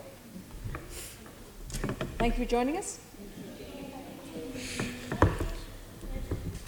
When it was clear then that any London government had a responsibility to be leading on this. So you do accept that you inherited quite a lot of work and activity on this area before this mayoralty. Absolutely, this is an age-old challenge, dare I say. As long as I've been in local government and public government, this has always been an issue in terms of how can we diversify our supply chain, how can we increase innovation, how can we ensure we've got a healthy marketplace that ultimately provides value for money for Londoners and the people it serves. So yeah, these are age-old issues, and we're not pretending for 1 second that any of this is new. I suppose what would be different is it's all in one place, and we've got a policy in place that it's very transparent. It's there on our website. Our suppliers know what they're signing up to. So I think that's the bit that we've provided some clarity around. Lovely, thank you. Can I go over to you, John, and just following on, have you any thoughts as to what the scale of challenges that small businesses face when trying to access, contracts, the likes that the GLA are involved in, or local authorities, especially the sort of tri-borough gatherings that we're seeing? I think many of the challenges SMEs face are also faced by the voluntary and social enterprise sectors as well. And yes, there's a lot of commonality there. Yeah. I think one challenge is that often the public sector, local authorities, GLA, others, the mayor, will set contracts which are too large for individual SMEs or voluntary and community organisations to apply for. So if one of the aims is to encourage greater supply from SMEs and VCSE sectors, it's something about disaggregating the size, yes, which actually can also de-risk for the public sector as well in some respects. I think that's one. The other is an overcomplicated over-complex, over-bureaucratic and over-expensive procurement process, which is often disproportional to the size of contract. So you need a very, if you're letting a mega contract to multinational companies, yes, you probably do need a very complicated, but actually it needs to be proportional. And one of the challenges you often hear from the SME community and the VCSE community is that the pre-procurement process can be quite challenging and expensive, and they don't have the resources for that. We would always, all of us would want to have pre-contract, pre-tender dialogue. That's really important to understand the market, to understand what's available. For an SME, that's, finding the time to participate in that, whereas the major corporates will have whole teams of staff who do nothing else but that kind of process. So I think you can adjust all the rules and processes and procedures, but what you have to have is a mindset that really says, with political leadership, that says what we want is to really engage with the SME sector, the VCSE sector, and we will then adopt the behaviours and the processes that will make that happen, rather than starting with the processes and procedures, which so often happens, and again often design without involving the SMEs in that design. Yeah, I mean, John, I've sat here now for 19 years, and over that period I've heard the very same words being said. So why has it taken so long for this to be happening? And today, are you able to give us any examples of where this is happening? Because from the small businesses that I speak to, this isn't changing at all. I think there are examples, but I'd want to make sure I got the right examples so I could let you have those. But I think often there's a gap between the rhetoric and the political policy and the reality. And that's for a whole variety of reasons, because actually we all fall back into our comfort zones, and it's actually easier to let one contract and have negotiations with major suppliers. And I'm sure our colleagues who do this will have a view on that. I think that's an issue. The other is an expectation that the best way for, or not the best, but a means to engage the SME community and the VCSE community is as part of the supply chain. It can feel very uncomfortable for many of those organisations, and we've cited the example of Carillion, for example, where the principal contractor transfers inappropriate and too great a risk to the supply chain. Yes. But the SME or the VCSE organisation is so dependent on that revenue, it hasn't got the ability to say no, and then I think it gets in a very difficult position too. Yeah. No, thank you for that.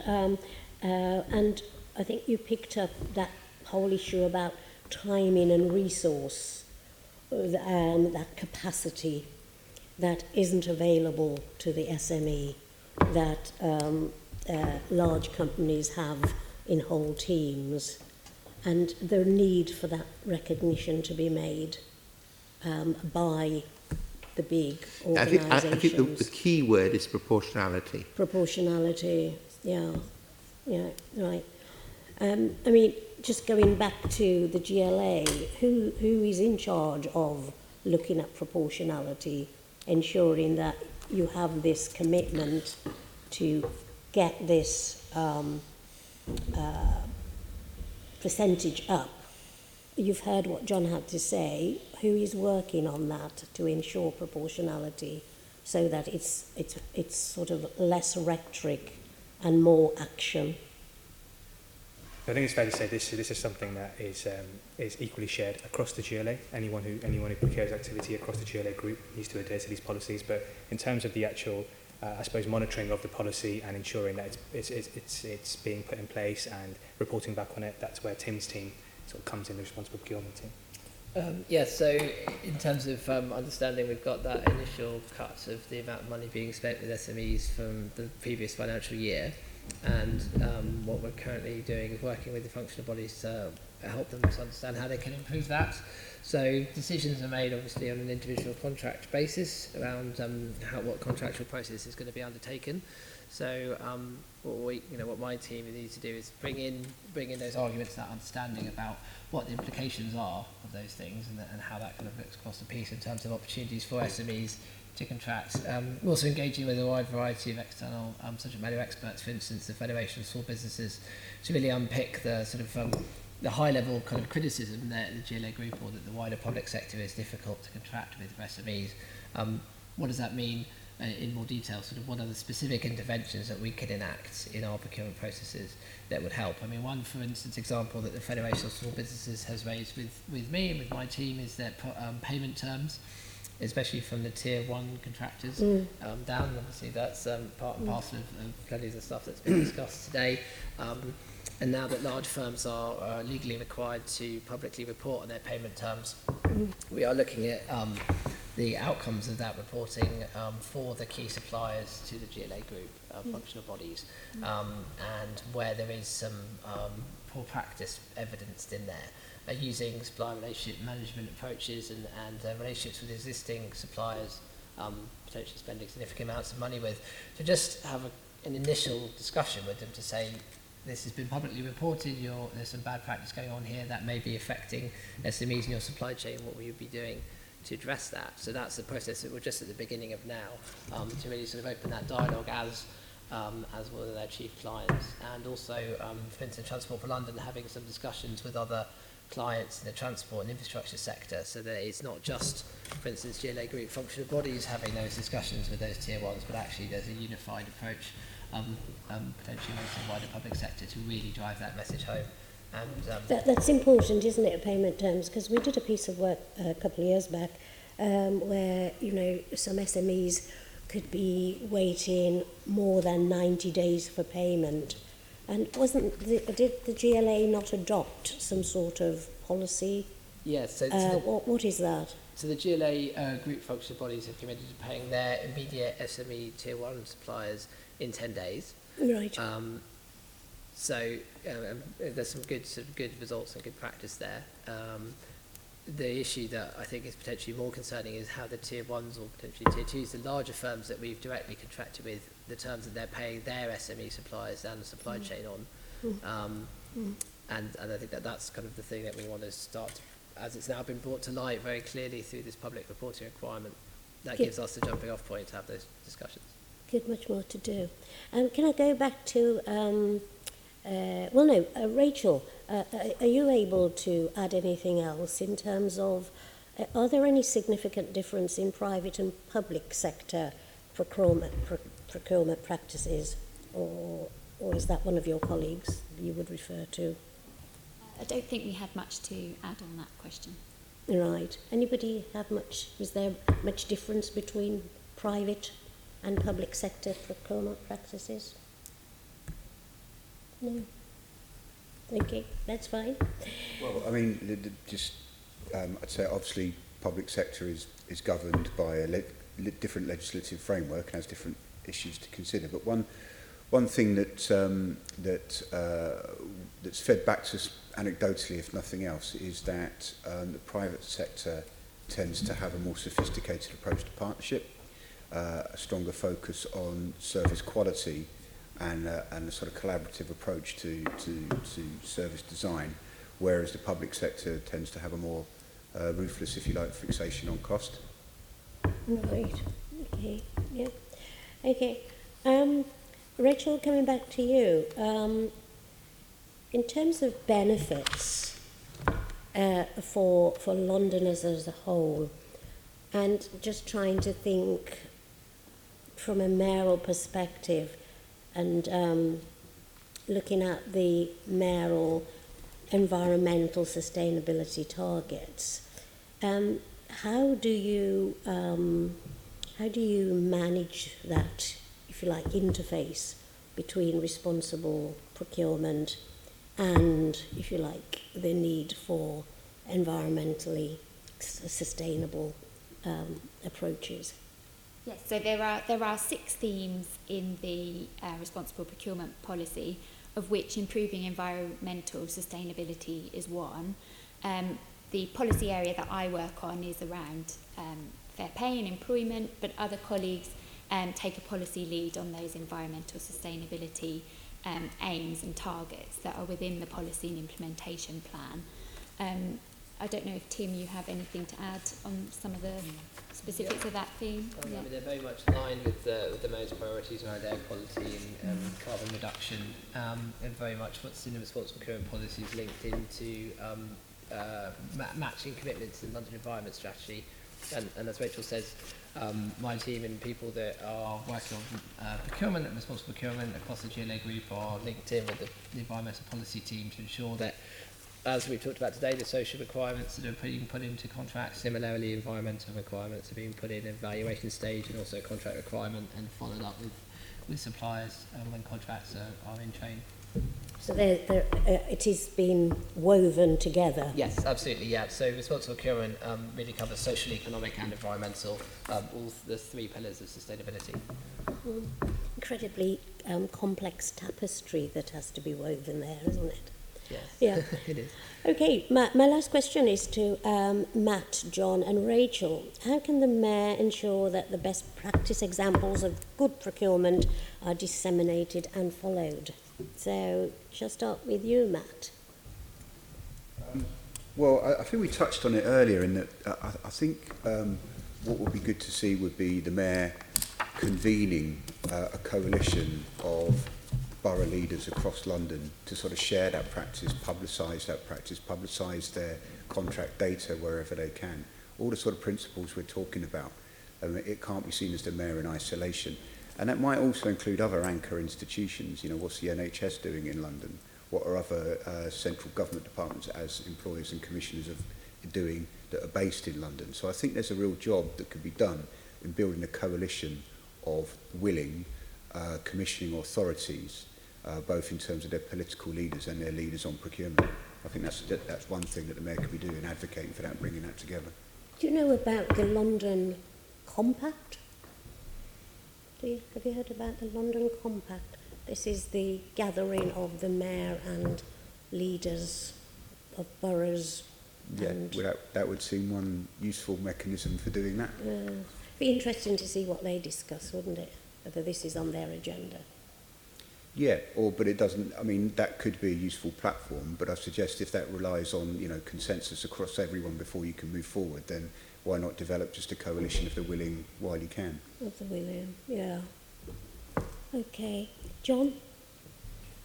I think that's a really good idea. I think the other initiative the Mayor could take, and from what we're hearing is taking, but maybe doing it more vocally, is making the economic and social case for better responsible procurement and the benefit that brings to the people of London, the businesses of London and London's environment. Because it seems to me there's always a risk with procurement that it ultimately gets sort of pigeonholed rather than being seen as a strategic contributor to the whole. And I think there's a real opportunity for someone in the Mayor's position to be promoting that on a city, London-wide basis. Yeah, getting some good examples out would be the first thing, wouldn't it be? Some examples, but also some evidence base. You know, because we can all say it's advantageous to do A, B, or C. But if you can demonstrate the evidence for that and the economic and social and environmental benefits, I think that can be extremely powerful. Well, that's doable, because we heard this morning of some boroughs. One of the boroughs I represent, Islington, absolutely is doing that with its procurement of the care services. Yeah. And just, if you like, paying bus fares means that some of the carers who were rattling around the borough in vehicles, polluting vehicles, are now busing, you know, and because of that, the zones of operations have been managed, so they don't have people running from the south to the north. So it's sort of, there's a sort of healthy spiral of good activity that comes out of good procurement. So, I think London's got a good story to tell as well. There's London boroughs like Hackney, Southwark, Islington, Camden have all had great examples of good procurement practice going back several years, many years. And I think, I mean, I go back to my own history when I was a TUC London regional office, when I was based in the London regional office, and we were really proud of the fact that the Mayor of London back then was one of the first living wage employers, and the GLA was one of the first organisations in the country to have a really dynamic social procurement strategy, responsible procurement strategy. So I think the Mayor should be maybe doing a better job in selling the virtues of London as a centre of good procurement practice. So we send a message to the Mayor to up his game. Absolutely.